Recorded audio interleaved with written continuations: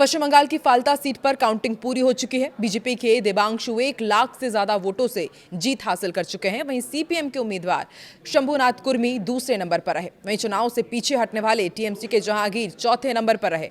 अभी तक की गिनती के मुताबिक उन्हें 7,000 से ज्यादा वोट मिले हैं।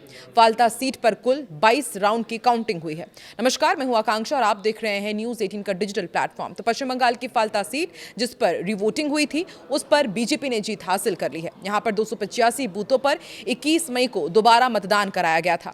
रिपोलिंग में वोटिंग करीब 2% बढ़ी थी। चुनाव आयोग के मुताबिक यहां पर 88.13% मतदान हुआ। इससे पहले 29 अप्रैल को इसी सीट पर करीब 86% मतदान हुआ था।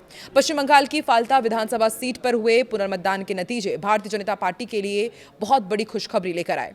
मतगणना में बीजेपी ने सारे रिकॉर्ड ध्वस्त करते हुए भाजपा उम्मीदवार दिग्बांशु पांडा लगभग 1 लाख वोटों से विशाल जीत की ओर आगे बढ़ चुके। उन्होंने जीत हासिल कर ली है। उन्होंने सीपीआईएम, टीएमसी और कांग्रेस के उम्मीदवारों को पूरी तरह से पछाड़ दिया है।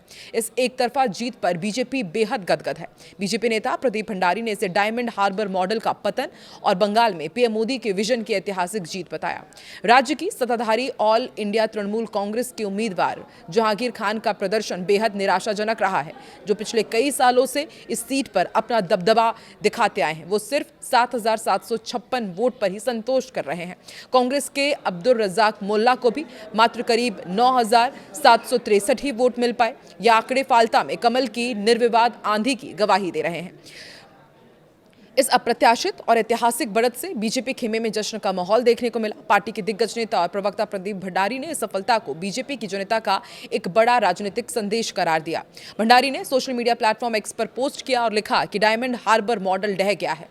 भाजपाइयों का एक बार फिर से जनता ने स्वागत किया है, तो वहीं दूसरे लोगों का अहंकार हार गया है। शुभेंदु अधिकारी के नेतृत्व और पीएम मोदी जी के विजन के निर्देशित बंगाल के लोगों ने फाल्ता में बीजेपी को चुना है। फाल्ता की ये जीत इसलिए भी खास है क्योंकि ये चुनाव बेहद विवादों में रहा था। दरअसल यहां पर 29 अप्रैल को मूल रूप से मतदान हुआ था, लेकिन उस दौरान ईवीएम में गड़बड़ी और टैंपरिंग के गंभीर आरोप लगे थे। कई बूथों पर ईवीएम मशीनों पर परफ्यूम जैसे पदार्थों और चिपकने वाले टेप का इस्तेमाल की शिकायतें मिली थी।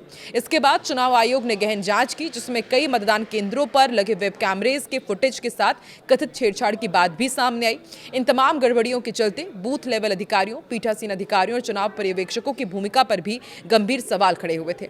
जांच में गड़बड़ी की पुष्टि होने के बाद चुनाव आयोग ने सख्त कदम उठाते हुए 29 अप्रैल के मतदान को रद्द कर दिया है और सभी 285 बूथों पर 21 मई को दोबारा वोटिंग के आदेश जारी किए थे। राज्य के चुनाव इतिहास में यह दुर्लभ वाकया था जब पूरी की पूरी विधानसभा सीट पर फिर से चुनाव कराया गया हो। 21 मई को निष्पक्ष चुनाव सुनिश्चित करने के लिए केंद्र बलों की लगभग 35 कंपनियों को तैनात किया गया था। फाल्ता के करीब 2,36,000 मतदाता थे और 1,20,300 पुरुष और 1,15,135 महिला और 87% से अधिक लोगों ने पुनर्मतदान में बेखौफ होकर बम्पर वोटिंग की थी, जिसका सीधा फायदा भाजपा को मिला। निष्पक्ष और शांतिपूर्ण चुनाव के लिए फाल्ता में केंद्रीय बलों की लगभग 35 कंपनियों को तैनात किया गया था और इस दौरान 87% से अधिक वोट डाले गए। फाल्ता विधानसभा सीट पहले सीपीआईएम का गढ़ मानी जाती थी, लेकिन उसके बाद तृणमूल कांग्रेस का मजबूत क्षेत्र बनी। टीएमसी ने पहली बार साल 2001 में ये सीट जीती थी। 2006 में फिर सीपीआईएम ने वापसी की, लेकिन 2011 के बाद यहां से लगातार टीएमसी जीत हासिल करती आई। खास बात यह रही कि इस सीट पर भाजपा अब तक कभी नहीं जीत पाई, लेकिन अब इस सीट पर भी भाजपा ने पूरे बंगाल की तरह कब्जा कर लिया है। आपको बता दें, फाल्ता साउथ 24 परगना जिले के अंतर्गत आता है।